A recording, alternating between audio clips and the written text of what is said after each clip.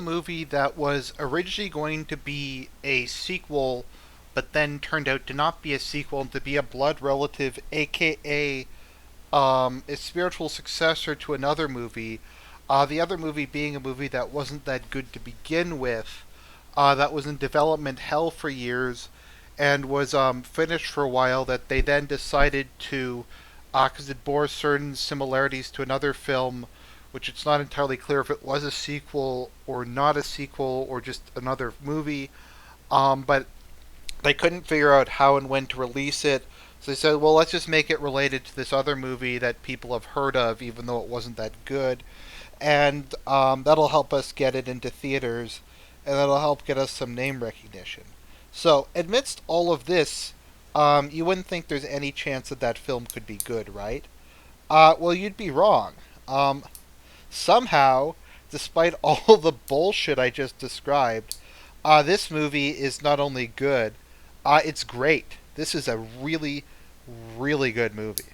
I was actually shocked watching it. I remember it was like 10 minutes in, I'm like, how is this movie good? This film is a sequel to a movie which I actually have never watched all of Cloverfield. I tried watching it because I like found footage and I just got really bored. It just didn't seem like a very good movie. But this one somehow is. Probably because it has nothing to do with Cloverfield. Now, I was also nervous about this because JJ, AK, JQ, AK, you know what I'm trying to get at with JJ Abrams, he was the one behind this. And I'm like, well, JJ Abrams, he made one good movie. He made Star Trek, which was really good, the first Star Trek. Then he made Star Trek 2, which I have to do a reactionary review of, because that was a fucking horrible movie. Into Darkness was was fucking horrific. I mean, not that it was that bad, it was just so phoned in.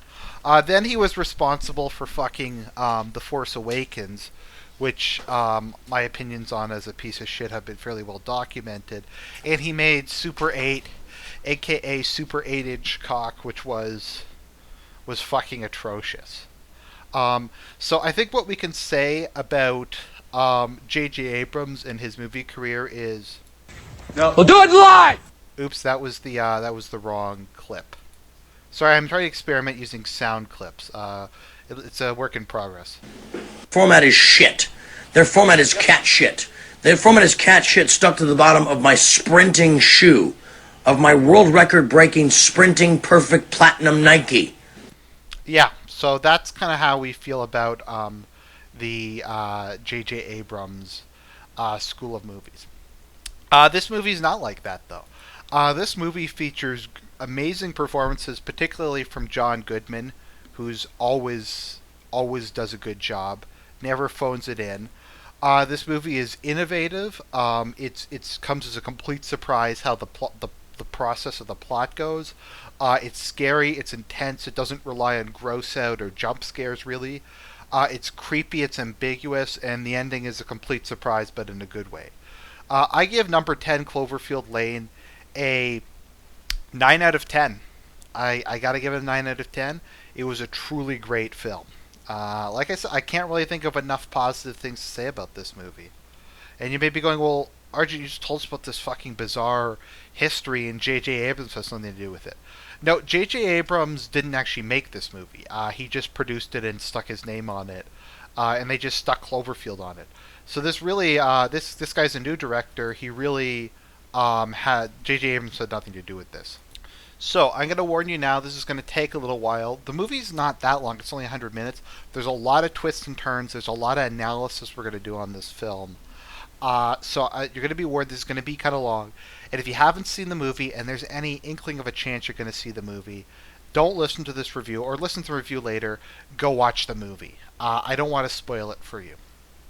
Okay, so let's start. So our film is called Number 10 Cloverfield Lane.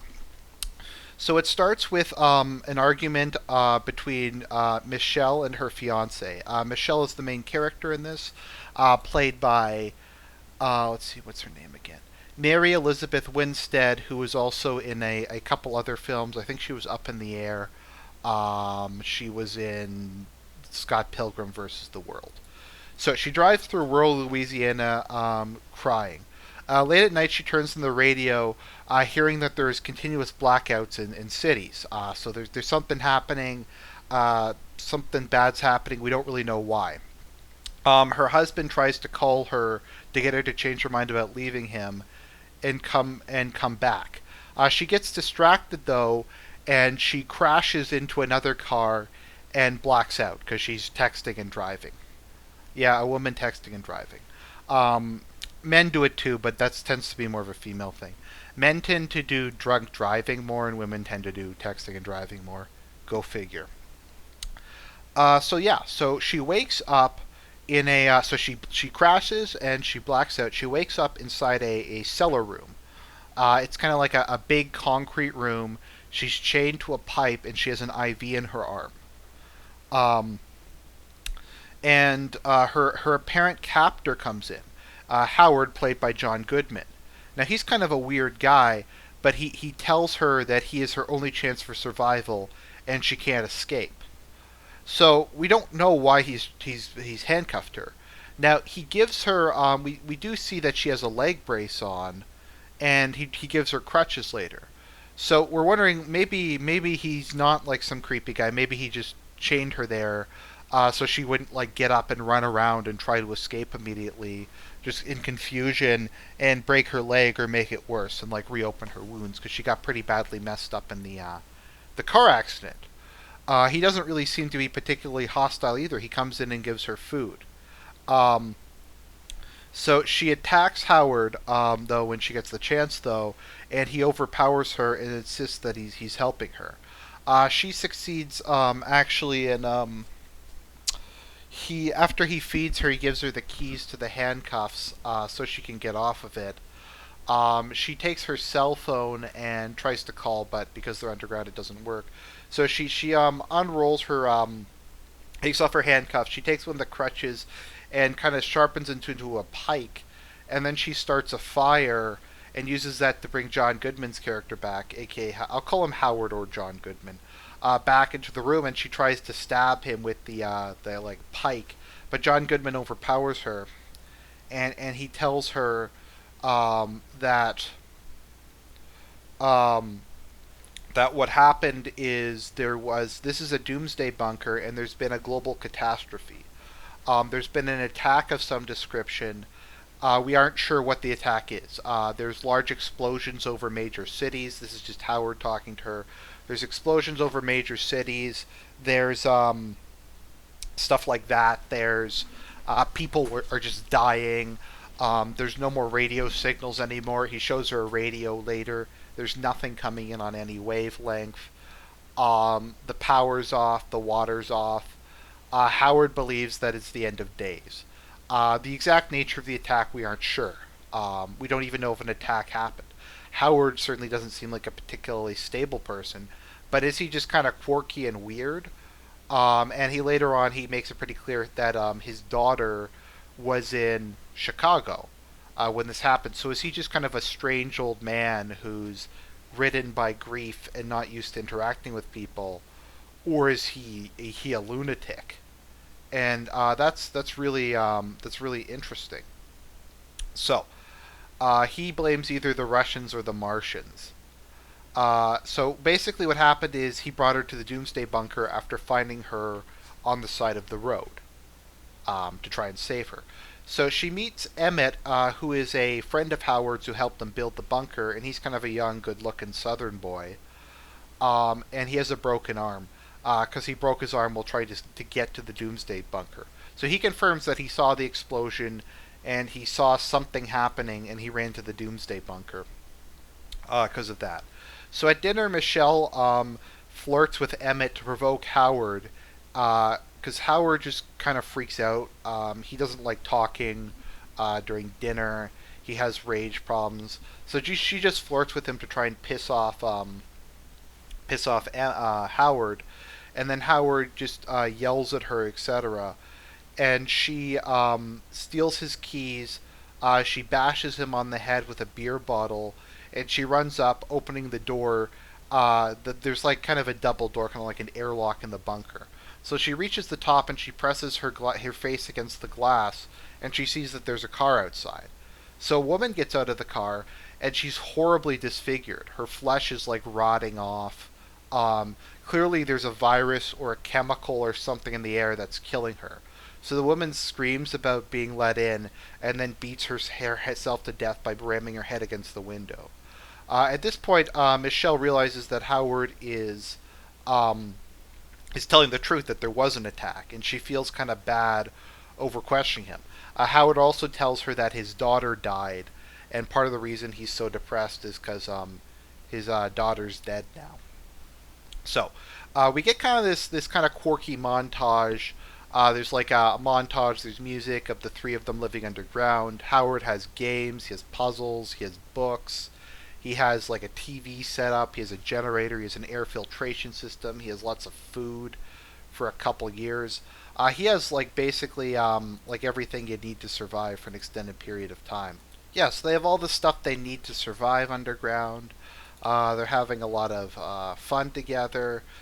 However, what happens is he shows Michelle a picture of his daughter, and he kind of talks about how she reminds him of her daughter. So their air filtration unit breaks, and if they don't fix it, then they're gonna run out of oxygen and start breathing in carbon dioxide. So he sends Michelle to crawl through the vents, kind of like the Jeffries tubes, to go up to the air filtration unit and flip it on and off a couple times, and that'll fix it. So she gets up to there, and she discovers the word. She discovers it's kind of like, it's hard to describe. It's another part of the bunker that's near the surface. Um, so there's like an escape hatch there as well. So she crawls it up it and looks outside, and she notices that the word "help" is scratched on the in. Well, we don't know at the beginning, because it's just, we can't tell from the audience. But the word "help" is scratched in the big bubble that like blocks the outside world. So you're like, well, is it someone who was trying to get in, or someone who's trying to get out? And she finds a earring on the floor with blood next to it, and the earring on the floor with blood next to it was apparently used to scratch "help" into it. So she believes that he killed the woman. So the earring was from the picture of the girl that he showed her. So she shows the picture to Emmett, and Emmett's like, "That's not his daughter. That's a girl from my class at school who went missing a couple years ago."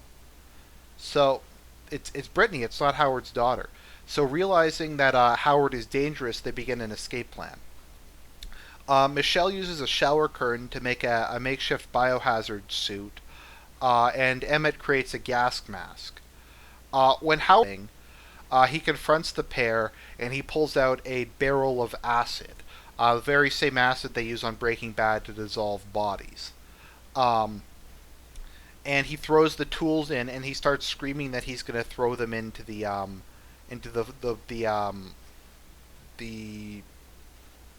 barrel of acid after he catches them, if they don't tell him. So Emmett accepts the blame and claims he was using the tools to craft a weapon to take Howard's gun away to impress Michelle, and he says he's sorry. And Howard's like, "Oh, I accept your apology," and then blows his brains out. So Howard goes on a megalomaniacal rant about how it was always supposed to be just the two of them, and now that he's gone, it's really starting to see that he's kind of like a bit like Plinkett. He's a psychopath who kidnaps women, and basically is using this. It's not just an escape bunker; it's also used for keeping his captives. So that's pretty scary. So Michelle continues to work on the biosuit because he didn't find that. She's eventually discovered, succeeds in getting past him though, and dumps the vat of acid on him, which burns a lot of his body off, injuring him. But the acid sneaks into like some cords and starts an electrical fire. So she has to get out now. So she grabs her biosuit and kind of straps it to her leg, and then she gets back into the ductwork. She also discovers that Emmett is is being decomposed in the acid. So she climbs through the ductwork, and we have an extremely tense scene of Howard trying to kill her with his knife, and he at one point manages to grab her, but she succeeds in escaping. Um, and she gets out by using a gas duster to freeze the lock on the outside door. And let's see here, uh, and breaks out. So we wonder now, like what's going on, what's going to happen, and it should be noted, and I probably should have played it up a bit more. But throughout this movie, we don't really know. Like we see the scratched help thing in the exit, and we're like, well, is that the inside or the outside? Then we see the girl is not actually Howard's daughter, and we're kind of left throughout wondering. We didn't know if Howard was going to kill Emmett. We didn't know how that was going to turn out. Howard himself is very unstable, and his reactions are very erratic. Sometimes he's very gentle and forgiving. Other times he freaks out and just shoots people. Um, it's really hard to tell. He does reveal at one point that it was him who had hit his car. He hit her with his car, and that's the reason why he found her. Because on purpose, was it an accident? I don't know. He frequently does kind of other kind of psychopathic things where he's like demands that people be grateful to him. So she succeeds in getting out, but sees a flock of birds flying overhead, so removes her gas mask, which is really fucking stupid when you consider that it might be a virus that only affects humans but not birds, which is kind of how most viruses work. I don't think most viruses are cross species, or they're only limited to a couple species. Um, there's bacteria that exists in animals that are harmful to humans, but in general, like specific diseases don't necessarily uh, transfer over. I think that's partially why rabies is so feared, because it's one of the few that does. So Michelle gets out. Um, let's see here. So she gets out. So she finds a flying craft. So it's an alien craft, releasing a toxic gas, which encroaches on her. She puts her gas mask back on and survives the chemical attack. The craft then releases a ground scout to investigate.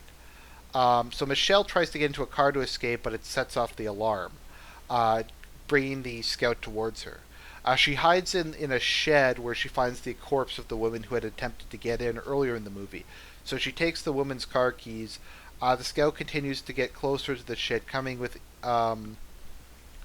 inches of discovering Michelle, but she uses the car's locking mechanism to disengage it.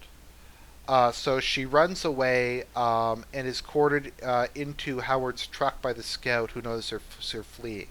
So she's stuck in Howard's truck, and then the scout's craft starts to lift her up. It's kind of like a squid. It's got biological components. It's got this big maw in it with a beak that seems to be eating things, and this tentacle is pulling it up towards her.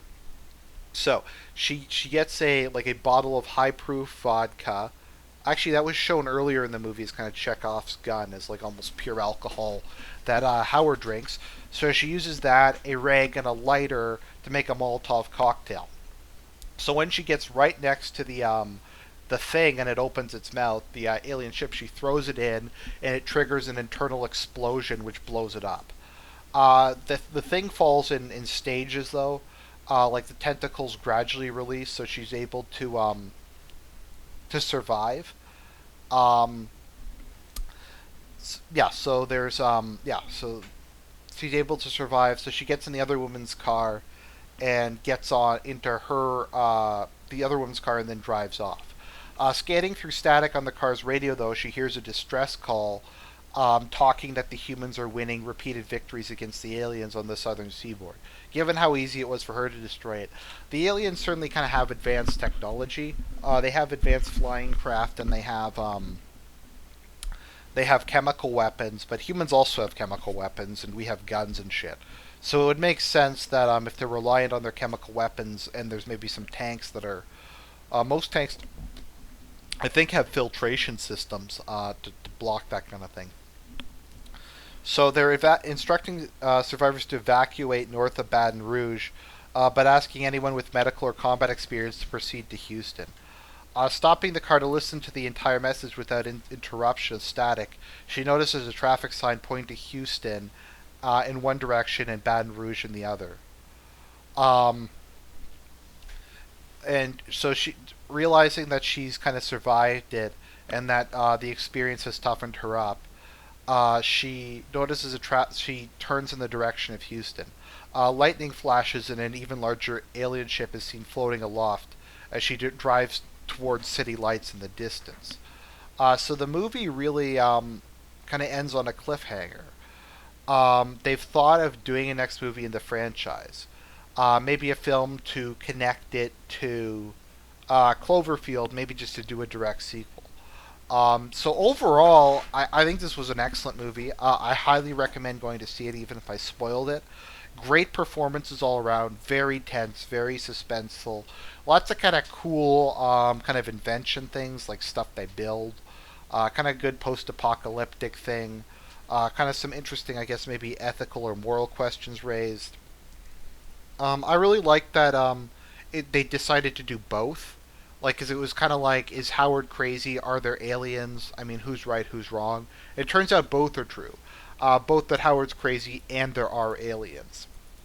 Proving in for once and for all, just because the voices in your head are real doesn't mean you're not crazy. Um, so yeah, so I hope you enjoyed that reaction review. Go see the movie. Great film. It's a movie that had a much better, that was much better than it had any right to, given the circumstances involving its creation. But I'm just glad it got released. I hope you enjoyed this reaction review. I'll talk to you guys later.